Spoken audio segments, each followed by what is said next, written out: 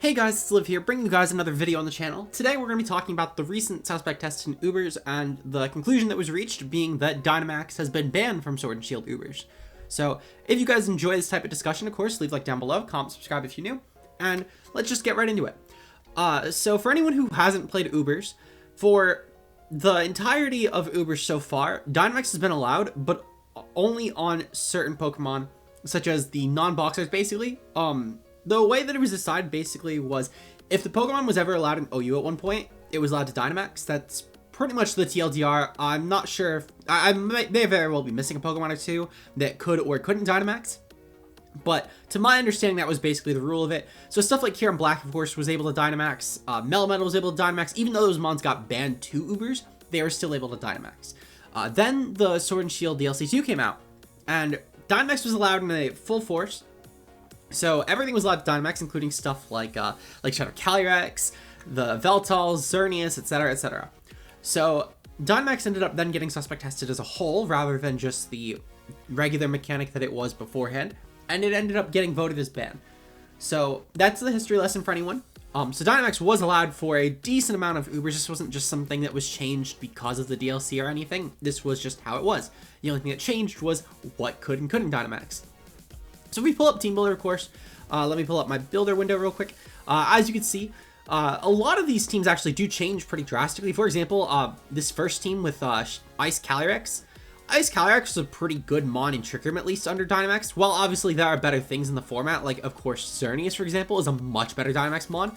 And Offensive Veltal, this is defensive, but Offensive Veltal at least is a much better Dynamax mon. And even Duskmane, again, Offensive Duskmane is a much better Dynamax mon.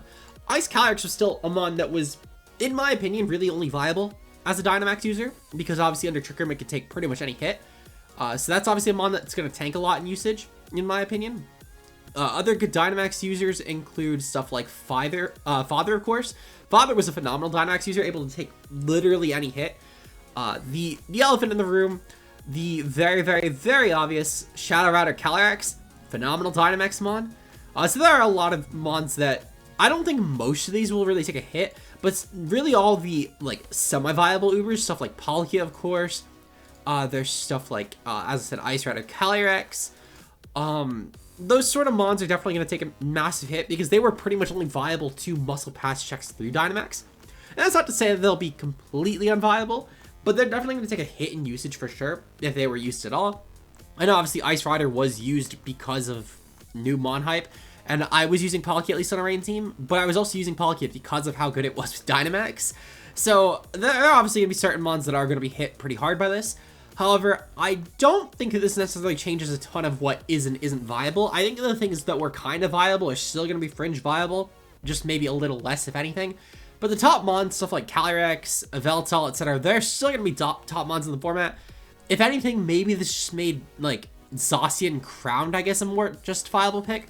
And not to say that it was like an unjustifiable pick before, but not being able to Dynamax stuff like Defensive Necrozma as a check, or not being able to justify Dynamaxing stuff like Veltal or Calyrex over making this a more offensively potent threat, at the very least, does definitely help at the very least with this mon's viability. I don't think it's going to really change how good this is, because Zacian Crown is still a very threatening mon. It will always be a very threatening mon in this format. Being able to switch in and get an immediate +1 boost while outpacing the majority of the format, and hitting the hardest physically of any Pokemon in the game. This Pokemon will always be a threat, but I think that this just becomes a slightly bigger threat. Really just like the difference between like an A+ or like an S rank Pokemon, in my opinion. It doesn't really change a ton of how this mon plays, doesn't really change a ton of anything. And that's sort of what I think a majority of Pokemon are going to see in this format, in my opinion. I don't think that you really change like sets you would run. Stuff like Xerneas will obviously still run Geomancy. Stuff like a Veltal is still going to run more Spidef variants for Calyrex. Calyrex is still going to run either the specs or like the plot sets or the occasional Scarf set. So nothing really changes set-wise, in my opinion, here. Especially after like having seen a lot of the latter, I don't think this really destroys a lot of teams. There are some teams that definitely get worse, but I don't think a lot of like the common like really high up cores really change, because you still obviously need stuff like a Veltal to check Shadow Cali. You still need Shadow Cali because if you don't have it, you're going in as an auto loss basically in most teams. Father is still a great check to a majority of physical attackers, stuff like Duskmane, stuff like Veltal even to an extent. It's really just great for glare spamming as well. still a great check to stuff like Groudon, of course. Xerneas is still a great mon to just say fuck you, whether you're running this niche Life Orb set or even just like a general Geomancy set. So I don't think it really changes a lot. Even stuff like as far as webs go, like webs are still phenomenal in general. They're going to still help with a lot of stuff like Shadow Kelly, Zacian, etc. So I don't think it really changes a lot of the format. I do think, however, that one big thing that comes from the Shadow Calyrex ban is non-Ubers that will actually be viable or not viable. And I think that's the biggest, really the biggest thing. So some non-Ubers that I personally think that are really, really hit hard by this are, for example, stuff like Regieleki. I think is one that's not necessarily hit like really hard, but this one obviously being able to no longer set itself electric terrain, that is going to definitely take a bit of a hit. I do still think, though, the fact that most teams aren't running grounds for some reason. I've seen so few teams actually on ladder with ground types. Besides Zygarde, that's really the only ground types being run. And it's really easy to just throw this on with like a Xerneas and just, or really just any sort of Zygarde check. And then just start spamming electric moves. It's great for stuff like a Veltov or Kyogre, etc. So this will still be like a nice niche pick to round out teams. I just think that obviously without being able to max, it's definitely going to take a bit of a hit. Other non-Ubers that are definitely going to be hit a bit by this, for example, Kartana. I ran a team earlier with Assault Vest Kartana that was meant to check Kyogre in any variant, and that's definitely going to take a bit of a hit. Kartana I still think is a nice niche pick, but you're going to pretty much need to run Scarf at this point. AV Kartana is no longer in any way, shape, or form usable. It was barely viable to begin with, but it's no longer usable because of the fact that you're not going to be able to take a Scarf Kyogre Water Spout anymore, which is obviously bad because that was literally what max AV Kartana was meant to be. So in my opinion, obviously it's really just a matter for fringe picks that really become a lot less viable. Obviously the general Charizard G-Max, that's another one. This was run in Sun teams and Ubers beforehand with stuff like Venusaur, of course, or even just in tandem with like G-Max Venusaur as well. That's another one, Venusaur G-Max, that's gonna definitely take a hit.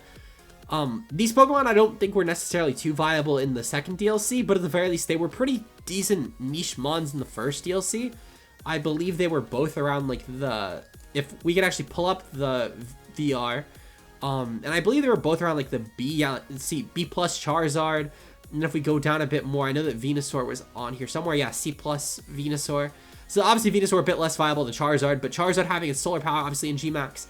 And obviously, to be fair, this viability list, as I said, being the old one, a lot of stuff will change. Drill will still be very viable. Obviously, it's not going to matter. But if we go through stuff like, for example, if we go to Cinderace, that's another mon that will definitely be a... Actually, Cinderace won't really matter too much. It's still going to be Libero Cinderace. Obviously, it's still going to hit really hard. But not being able to go for like a max Flare to boost stabs or like a max Knuckle to boost offense or even a max Airstream to boost speed will definitely hurt its viability. Dreadnought is pretty much... There's no reason to run Dreadnought anymore. That is a mon that will definitely tank in viability.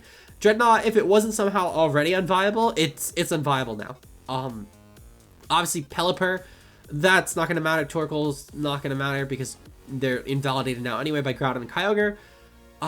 G-Darm is also going to take a hit, to be honest. This mon was a pretty nice Scarfer, in my opinion. And, well, obviously, G-Darm is nowhere near as viable anymore as it was, even just because of the DLC alone. The fact that G-Darm is no longer going to be able to, like, max and then go for non-Scarf hits to break through Fatter Cores against, while running Scarf to still get past any sort of fast checks, that's definitely going to hurt Darm's viability a bit, in my opinion. Not going to be a huge detriment to Darm. It's still going to do the same thing as it normally did, just to less of an extent. Pretty much any of these, like, Rain Sweepers are pretty unviable. Though they've been pretty unviable, to be fair, in this whole format. So that doesn't really change because of Dynamax. As I said, not a lot of mons really change because of Dynamax here. Most of the mons, I guess, like, Rillaboom is another one that's definitely going to be pretty unviable without Max. Because it's could have easily gone for, like, a Max Grass and then taken hits really well from stuff like Kyogre. This is still going to be a pretty, like, fringe pick of anything. And obviously, as I said, that's a very outdated DLC viability list. That was for DLC 1. So I do want to preface that, but I did want to run through it because these were mons that in the first DLC, a fair bit of them were viable purely because of Dynamax that are no longer going to be viable. If we go through the list, obviously, stuff like Naganadel is still going to be not bad. Like the borderline OU mons, Lando is still going to suck either way. Genesect is still going to suck either way, though I will say that because of no problem with Groudon, the fact that this could maybe be run on Kyogre Rain teams does give it a bit more of an edge, though it's still not going to be a great pick by any means. It's going to be like a middle of the road at best mon. We'll have to see how the meta shapes out on that one. I do kind of have my eye on Genesect, though. I think it could actually be a pretty cool pick in this format, though I don't think it's going to be great by any means. There's really good defensive steals to check it, so I think it will definitely be a mon that needs some eyes on it, I think, at least. But yeah, there's not really anything like in the lower tiers that really like gets more or less viable, I guess, because of Dynamax that wasn't already mentioned. I think these are the big four that really hurt, in my opinion. Especially the Charizard and the Kartana. I think those are the two biggest hurts, at least for non-Ubers. Then as I mentioned, Ice Rider Calyrex is a big one. Shadow Rider Calyrex, I think, also definitely at least hurts a bit, but this mod is still going to be the best mod in the format, undisputed in my opinion. And I think actually, I will end the video on this note, going over where I think Ubers goes to next. I think that Shadow Calyrex is going to get a suspect test by the end of the year. I still feel really confident in that. Now, obviously, if that changes as the meta adapts, I will obviously have this to hold me to that stance.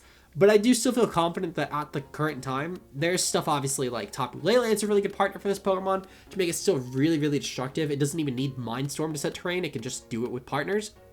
It does still have options like Specs or Scarf to revenge off teams. It has options like Plot to set up on Fat.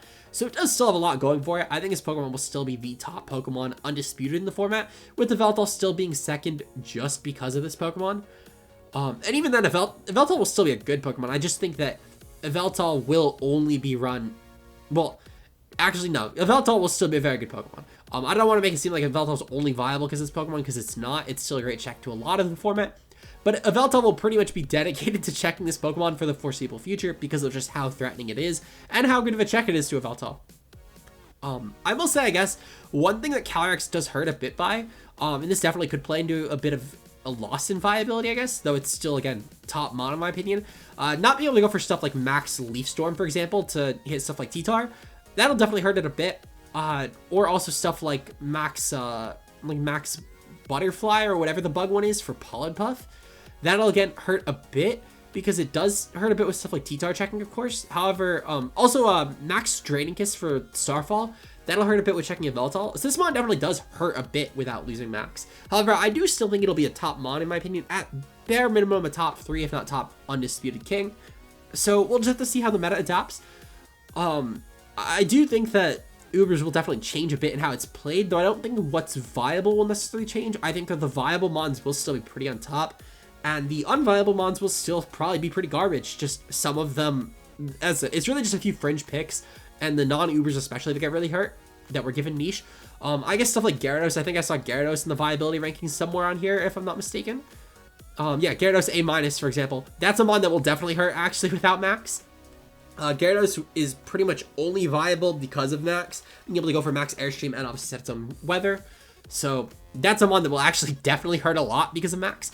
If that wasn't somehow already unviable as format anyway, I don't think I've seen a single Gyarados in laddering at all, so I don't even think it was viable to begin with in this DLC. But if it somehow was, for some reason, and I'm just ignorant, then that's definitely not going to be viable anymore. So we'll have to see what happens. I think it'll be very interesting to see how the format adapts, and yeah, we'll definitely be doing some more Ubers on the channel for sure. I'm going to try and get an Uber shut on live at some point this week to try and see how much the format changed. If you guys did enjoy this video, leave a like down below, comment, subscribe if you're new, and with that said, I'll see you guys in the next one. Peace out, guys.